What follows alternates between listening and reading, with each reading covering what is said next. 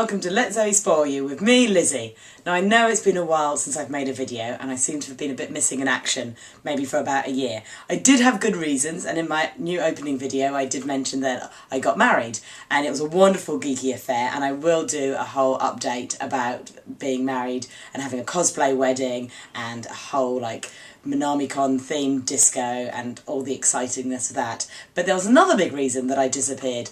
For, I'll say about 8 months, I got a little bit absorbed in a new game.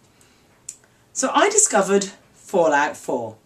Now, I've never played a Fallout game before. In fact, I don't really play a lot of Western RPGs. I'm a JRPGer, and the only really Western game I'd played apart from that was Dragon Age. And I could do a whole other video on Dragon Age. I am very obsessed with Dragon Age, to the point that I couldn't go to bed because I thought I'd made a wrong choice in romancing a character. And I had to get back up again at about midnight and just double check if that romance option was still there.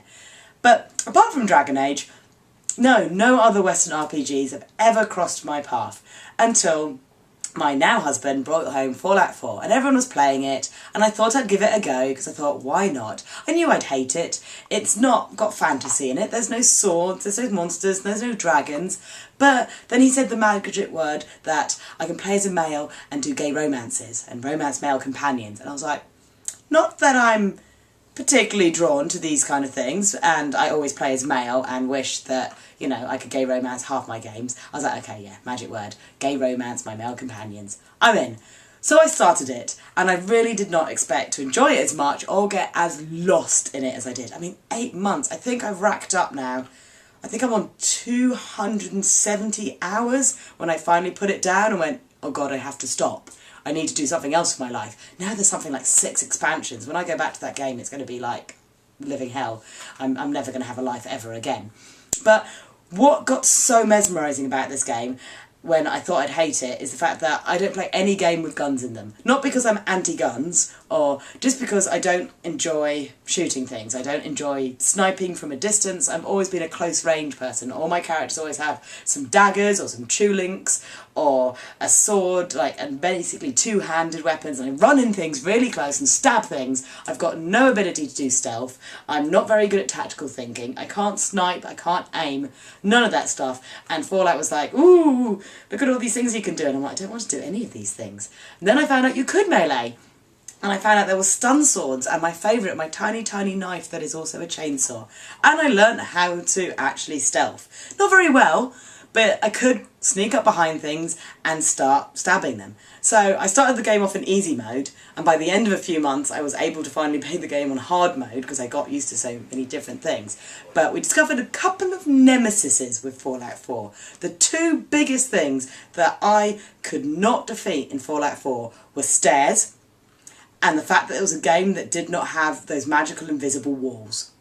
And I was a little bit like, oh look, there's some water over there, I can just go up and have a look at it. Oh no, I'm in the water. Oh my goodness, something is ticking. I could not swim for the life of me. I spent so many hours falling into water. I should really have learned to stay away from it, but I kind of wanted to know what was in there. I didn't realise it was radioactive. Someone could have warned me. Probably should have guessed with a game called Fallout that the water might be nuclear, since everything is radioactive in this world. So once I mastered the water, basically I put all my perks straight into anything that allowed me to survive in water. I had to master stairs. You should see me. Every time I had to run upstairs to get away from enemies, I missed them, I couldn't get up them, I'd get stuck in a corner. Like, if there was a glitch that involved stairs, I would find it. I think to this day, if any game has stairs in it, I still totally fail at it. But apart from the failing at stairs, everything else about Fallout I started to really master. I got a hang of the combat, I did all my companion side missions. I did every single side mission in that game, everything. And I ended up like with 4 husbands and a robot girlfriend, I think, by the end of it, because I just romanced everybody apart from the 2 female characters that I'm pretty sure everybody else romanced. But I was like, oh yeah, I've got my wonderful hunky man in a tin suit, I've got my Preston that just wants to give me nothing but settlement problems. My goodness, if he, it's like, dude, No more about settlements. Can we just have a nice moment? Can we just, no, a settlement's in trouble. Girl, can you just tell me you love me again? No, a settlement's in trouble. I had Hancock, my drug-fueled ghoul, and we had wonderful adventures, and then I had, was it McGravy? I can't remember his name now. It's been a little while. I had to finally put the game down next year because I had to get married, and I couldn't still be playing Fallout 4 when I had to plan a wedding, because kind of important. He's an awful one to take on any missions in which you have to swim through tunnels, because he snipes from a distance and all he did was get stuck on walls swimming backwards and forwards while I swam into danger. And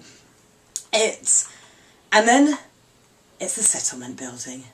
I got a little obsessed. I think I've got in every single one of my settlements up to 95% happiness, and I can't get to that 100 benevolent leader trophy. I'm like, oh, my settlements. The minute my settlements start getting happy, I'm like, oh no, the world's in danger, and there's, synths are killing people, and Mirelurk queens are exploding in villages, but some settlers are unhappy because their corn is not growing. I must go and grow them corn and give them some more water, and oh no, repair their generator. Oh my god, I've spent so many hours. I spent one day when my husband left for work, and he was like, bye, have a nice day. And I was on Fallout 4. He came back, and it was 8 hours later. I'm still sitting on the sofa playing Fallout 4. He's like, what did you do today? Do you like my settlement I built? Look, there's turrets on the top now, and I've got 6 shops, and this is the disco area, and this is the party zone, and look, I've made a new bedroom for me and Preston so that we can wake up happily, and I've also built a separate house for each one of my boyfriends. And Curie, I've made a new settlement just for her so she can have lots of robot friends around her. And yeah, I got lost. So if you want to really know why it took me a while to make another video, Fallout 4 is definitely to blame. Unfortunately for Christmas this year, my husband has bought me Skyrim. I'm pretty sure when I start that, it's going to be the same thing, because they're by the same people. Only difference is, I can now finally stab things and fight dragons again. But if it's anything like Fallout, and what's that vague shape in the distance? I must run towards it. Oh, what's that vague shape in the distance? I must run towards it.